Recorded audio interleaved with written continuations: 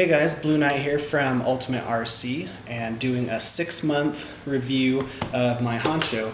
I did original Honcho unboxing and driving review 6 months ago, and now it's finally come to this. It's completely stock, still has the same electronics and everything. The only thing I've changed is I put 2.2 tires and wheels on it, and I geared down to a 12-tooth pinion. I tried the 20-tooth with these 2.2s, I tried the 16-tooth, and I tried a 12-tooth. The 12-tooth was the best temps-wise and torque-wise for the stock motor, and it does awesome now. The reason I decided to switch to the 2.2s is just after months and months of trailing with the stock tires here. You can see them comparatively.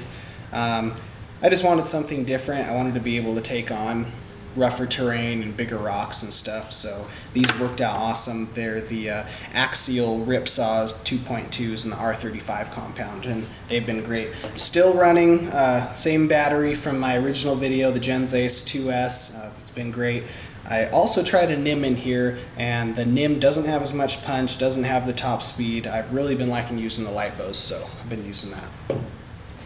So to be able to put 2.2s on there, I had to lift up the body a little bit, trimmed just a tad of the fender here where the tire was touching at full articulation. Next, without having to buy anything, you can move these back rear posts all the way to their top position, and then in the Axial box that comes with the RTR truck, they give you a little bag of parts, and this body post comes in, and this one's supposed to be for the rear if you get an SUV type body, but you just put it in the front, raise these all the way up, and then it'll make it perfect for using 2.2s and you don't have to buy anything. The reason I went with the 12-tooth, the 20-tooth was way too high with these. Even with the stock little wheels, I ended up gearing down to a 16-tooth, and that seemed a lot better because you don't need huge top speed, and I liked the better torque that I got with the 16-tooth. When I went with these, I tried the 20-tooth just for kicks. It was way too much. The motor and ESC were getting hot. I geared down to a 16-tooth. The electronics were okay temperature-wise then, but sometimes I'd get stuck in some big rocks and the tires couldn't break loose because there wasn't enough torque. So I went down to a 12-tooth, and that was perfect. I have tons of torque now, so it's perfect for the rocks. And it still has a good top speed. When I floor it and I'm walking fast with it, the truck's still slowly pulling away from me, which is all I need. And also to raise the body up high enough, did these posts, and I also ended up having to cut off the sides of the bumper, which most people do because the front tires will hit on them at full articulation when you're turning. So I ended up cutting that off, and I like it better anyway. Even ended up raising the bumper so I could come up on stuff that was higher. I ended up doing my own little custom lift here. You can buy little kits too to lift the front bumper. It's just a piece of sheet metal with some holes screwed in it.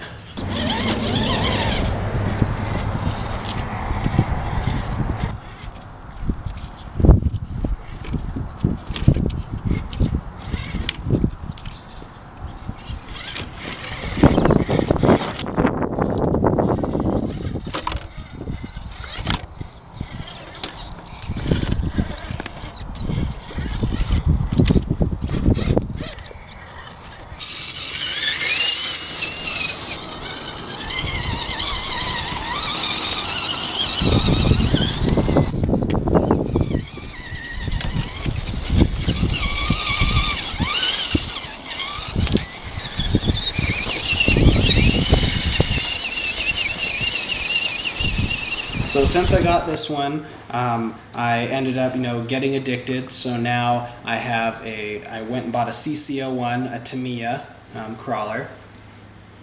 And for this one, I just bought a Proline Jeep body, extended the wheelbase so the wheels would match up with the wheel wells here, and then put the Axial Ripsaws on. These are the wheels and tires from the RTR Honcho. This one's awesome. And I also got a Venom Creeper. And this one's been cool too. Started out as just a Venom Creeper with the 2.2s and everything, and then I turned it into like a more scale truck, put some of my own accessories on it, gas tank, little accessories and stuff. So So reliability wise, the truck has been really good. You know, everybody talks about how RTRs, they have screws backing out, the servo brakes, they have to replace this and that because it's an RTR, and RTRs come with crap equipment, but this has been awesome. I still have the stock electronics. I did have a problem with the ESC a couple weeks into driving this. I sent it to Axial and they sent me a new one back, no questions asked. Haven't had a problem since. Everything else is stock on the truck. You know, some people when I first got this said, oh, you have to get aluminum links, you have to get aluminum, the steering links here. Everything's still the same stock stuff. I've had no problem with the steering links, with the suspension links, the stock ones, just everything's great. I haven't topped off the shocks with fluid, even though it looks like they leak a little bit. I still haven't touched them and I'm not having any binding issues or anything. The suspension still moves freely. So everything other than that has stock, and the truck's been doing great. It's an awesome RTR, awesome radio. It comes with bags of tons of stuff that you'll never even use probably. What is your overall thoughts of the truck? Would you... Shut up! My overall thoughts of the truck... My overall thoughts of the truck are it was an awesome buy. It was a little over $300, like I said in the original video. I haven't touched anything. I haven't had to upgrade anything. I put the tires on just for kicks, just geared down. That's all I had to do, and raise up the body a little bit. Overall, everything's awesome, and it was a great buy, and I'd recommend this truck to anybody.